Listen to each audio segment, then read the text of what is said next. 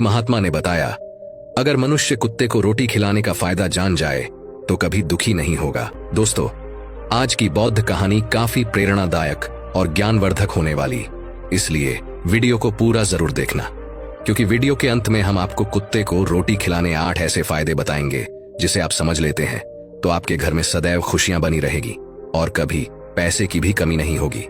तो चलिए बिना समय बर्बाद किए कहानी को शुरू करते हैं। दोस्तों, एक समय की बात है, एक गांव में सागर नाम का एक लड़का रहता था। वह अपनी जीवन में बहुत दुखी और परेशान रहता था। वह बस यही सोचता था कि मैं पूर्व जन्म में ऐसा कौन सा पाप किया जो आज मुझे भोगना पड़ रहा है।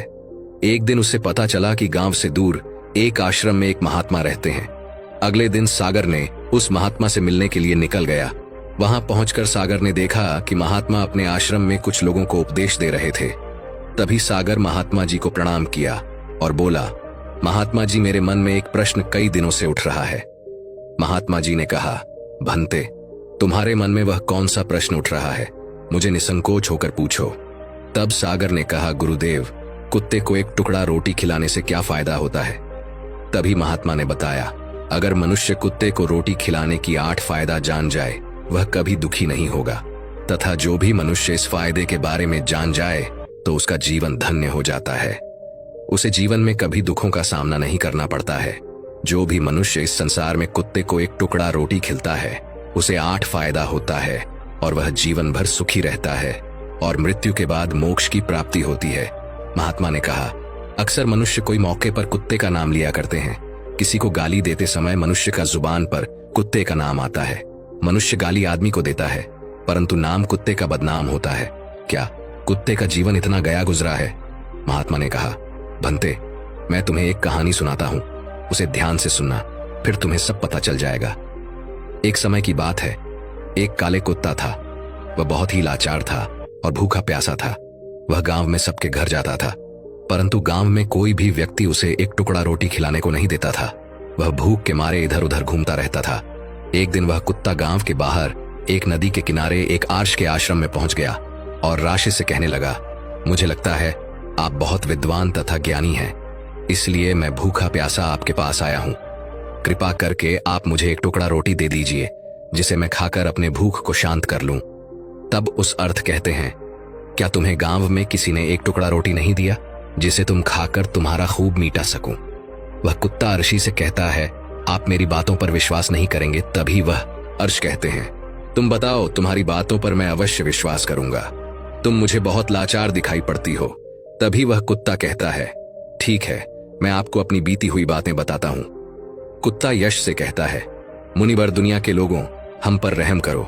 हमारा कोई घर नहीं होता है, कोई आश्रय नहीं होता है, कमाकर खाना हमें नहीं आता है, हमें वस्त्र भी पहनने का ज्ञान भी नहीं है, इसीलिए सर्दी गर्मी और बरसात में हम ऐसे ही घूमते रहते हैं। हमें पढ़ना लिखना भी नहीं आता, आपकी तरह हमें अनुशासन भी नहीं आता, हमें आपकी तरह बोलना नहीं आता। यह हमारा दुर्भाग्य ही समझिए, परंतु हमें आपकी तरह भूख भी लगता है। चोट लगने पर हमको भी आपकी तरह पीड़ा भी लगता है। हमें आपकी तरह रोना भी आता है। बस इस 3 कामों में हम आपके साथ बराबरी ही करते हैं, इसीलिए हम पर दया दिखाइए, हमें और कष्ट मत दीजिए। ईश्वर ने तो वैसे ही हमें कष्ट देकर भेजा है, ऊपर से आप लोग परेशान करते हैं। हम आपकी तरह मनुष्य नहीं हैं, हम पराधीन जीव हैं। जब हमारा जन्म हुआ उस समय हमारे आंख कान बंद थे। कह नहीं सकते कि उस समय आपके जन्म पर जैसे नाच गाना होता है, बजे बजते हैं, खुशी मनाई जाती है। हमारे जन्म पर भी यह सब नहीं हुआ होगा। हमारे जन्म पर किसी ने खुशी मनाई नहीं होगा।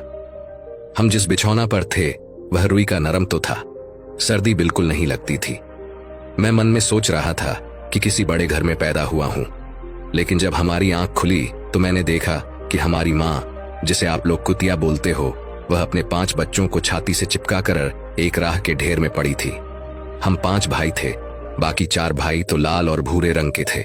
मैं अकेला ही काले रंग का था। सबसे छोटा मैं ही था, इसीलिए कमजोर था। मेरी माँ हम लोगों के पास कम ही आती थी, क्योंकि उसे भी अपने भोजन की व्यवस्था करनी पड़ती थी। यदि वह ना खाती तो हमें दूध कहां से पिलाती। उस एक माँ पर हम 5 भाई निर्भर थे। कभी भोजन मिल भी जाता था, कभी नहीं मिलता था, लेकिन वह हमेशा हम 5 भाइयों का बड़ा ही ख्याल रखता था। आखिर वह हमारी माँ थी। वह रात भर जाग कर गांव की रखभाल करती थी। किसी की मजाल नहीं थी कि कोई अनजान आदमी बुरी नीयत से गांव की तरफ भी झांक जाए। दूसरे गांव के कुत्ते भी हमारी माँ के डर से गांव में नहीं आते थे। गांव के किसी किसान खेत में कोई जानवर खड़ी फसल खाने आते तो हमारी माँ उससे दौड़कर भगा देती। गांव वालों के लिए उतना सब करने के बाद भी कोई मनुष्य तो हमारी माँ को भोजन तक भी नहीं देता था। भोजन के लिए हमारी माँ को मजबूर होकर छिन्न झपट्टी करनी पड़ती थी। कोई बार तो लोग उसे लाठी डंडों से पीट कर भगा देते थे। बेचारी उस दिन भूख प्यासी रहकर पेट की आग से जलती रहती थी। फिर वह कुत्ता महात्मा जी से कहता है, आखिर भूख तो हमें आपकी तरह ही लगती है। ऊपर से उसे अपने 5 बच्चों की चिंता भी लगी रहती थी।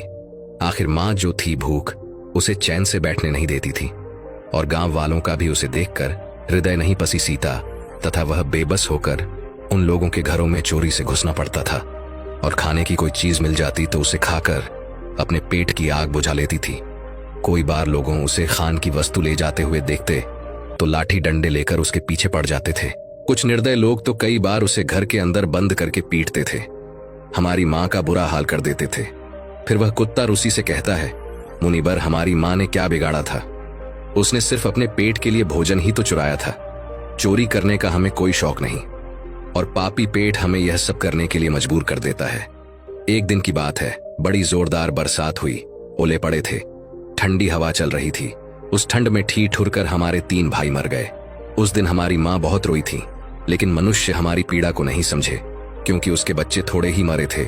फिर वह कुत्ता कहता है, अब हम सिर्फ 2 भाई रह गए थे।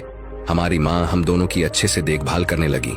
फिर एक दिन उसी गांव में ठाकुर साहब के घर पर दावत चल रही थी और अनेक प्रकार की मिठाइयां बन रही थीं।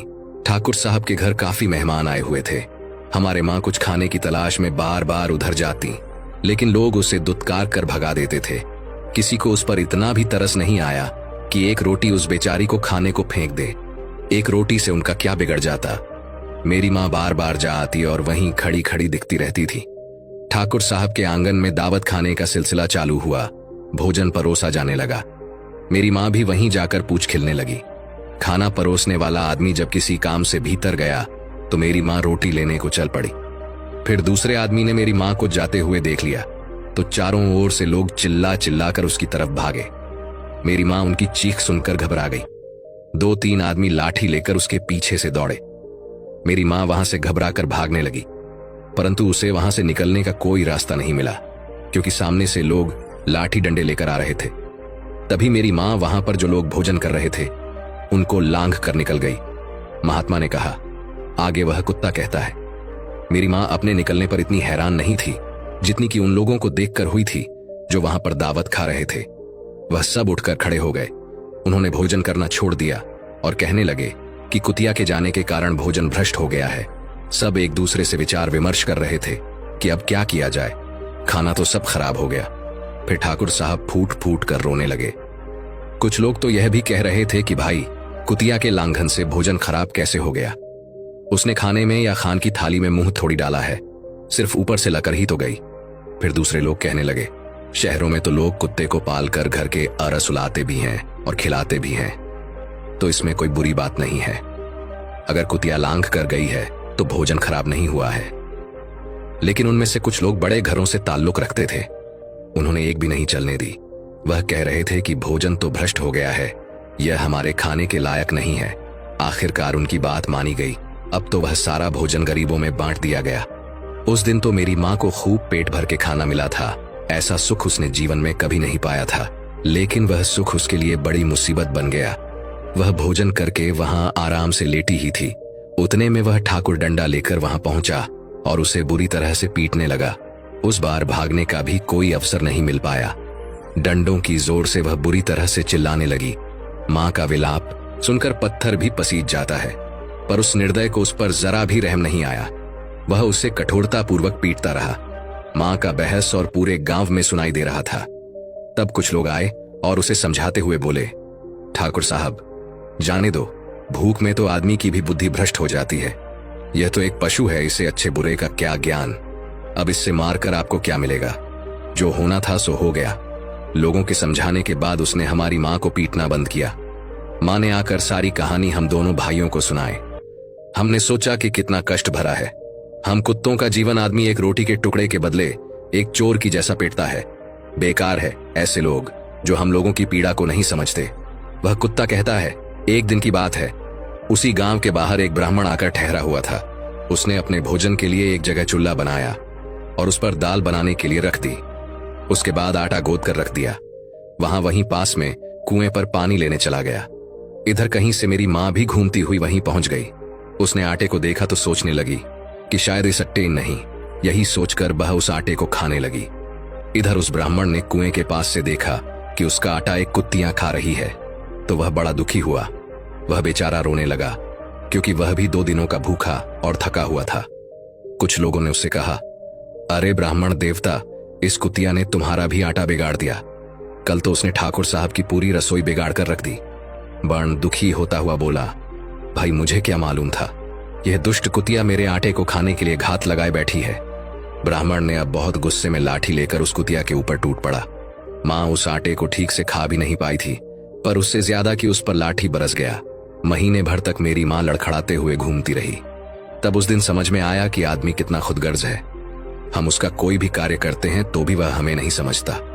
आगे वह कुत्ता कहता है, हमारी कमी यह है कि हम उन्हीं मतलबी इंसानों के अधीन रहना चाहते हैं जो हमें कष्ट देता है, जो हमें प्यार से खिलाता है। हम उसके कितने काम आते हैं ये नहीं पता, उनके घर की रखवाली तो करते हैं। साथ ही साथ और भी बहुत सारे लाभ है जिन्हें मनुष्य नहीं जानता। महात्मा ने कहा, यदि मनुष्य कुत्ते को रोटी खिलाने के फायदे जान जाए तो अपने जीवन में होने वाले नुकसान से बच सकता है। आज मैं आपको बताऊंगा कुत्ते को रोटी खिलाने की 8 फायदे। मनुष्य को पता नहीं है कि जब भी घर में रोटी बनाई जाती है तो सबसे पहली रोटी गौ माता की होती है और पिछली रोटी कुत्ते की होती है। महात्मा ने कहा, ऐसा ही विधान भगवान ने बनाया था, लेकिन भगवान के बना उस विधान को भूलकर मनुष्य अगली और पिछली रोटी स्वयं ही खा जाता है। इसका दुष्परिणाम उसके जीवन पर पड़ता है। कुत्ता वह प्राणी है जिसको रोटी खिलाने से मनुष्य के जीवन में पड़ने वाले ग्रहों के दोष भी दूर हो जाते हैं। महात्मा ने कहा, कुत्ते को रोटी खिलाने का पहला फायदा, कुत्ते को रोटी खिलाने से शरणी का नकारात्मक प्रभाव कम हो जाता है। शरणी ग्रह जब अपनी कुदृष्टि डालता है तो हर मनुष्य बर्बाद हो जाता है। जिस व्यक्ति पर उनकी महादशा का आरंभ हो जाता है तो बने बनाए काम अपने आप बिगड़ने लगते हैं और वह मनुष्य आर्थिक तंगी का शिकार हो जाता है। उस स्थिति में व्यक्ति यदि कुत्ते को रोटी खिलाता है तो उस पर क्षण का दुष्परिणाम बहुत ही कम हो जाता है। कुत्ते को रोटी खिलाने का दूसरा फायदा, कुत्ते को रोटी खिलाने से भाग्य आपके पक्ष में हो जाता है। आपके घर के अंदर नकारात्मक शक्ति नष्ट हो जाती है। कुत्ते को रोटी खिलाने का तीसरा फायदा, कुत्ते को रोटी खिलाने से माता लक्ष्मी प्रसन्न हो जाती है और आपके घर में धन दौलत की कभी कमी नहीं रहती है। कुत्ते को रोटी खिलाने का चौथा फायदा, कुत्ते को रोटी खिलाने से आपके ऊपर कर्ज नहीं चढ़ता और जो पहले से आप कर्जदार हैं उससे भी मुक्ति मिल जाती है। कुत्ते को रोटी खिलाने का पांचवां फायदा, कुत्ते को सुबह शाम भोजन देने से आपका व्यापार बहुत अच्छे से चलता है। कुत्ते को रोटी खिलाने का छठा फायदा, कुत्ते को रोटी देने से आपकी आयु में बुद्धि होती है और अटका हुआ धन वापस मिल जाता है। कुत्ते को रोटी खिलाने का सातवां फायदा, कुत्ते को रोटी देने से हमेशा आपका स्वास्थ्य अच्छा बना रहता है और मानसिक रूप से आप मजबूत रहते हैं।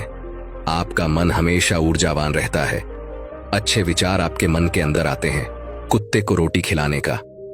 आठवां फायदा, कुत्ते को रोटी खिलाने से भगवान प्रसन्न रहता है क्योंकि भगवान को समस्त जीवों की चिंता रहती है और जो समस्त जीवों पर दया दिखाता है भगवान भी उस मनुष्य से हमेशा प्रसन्न रहते हैं।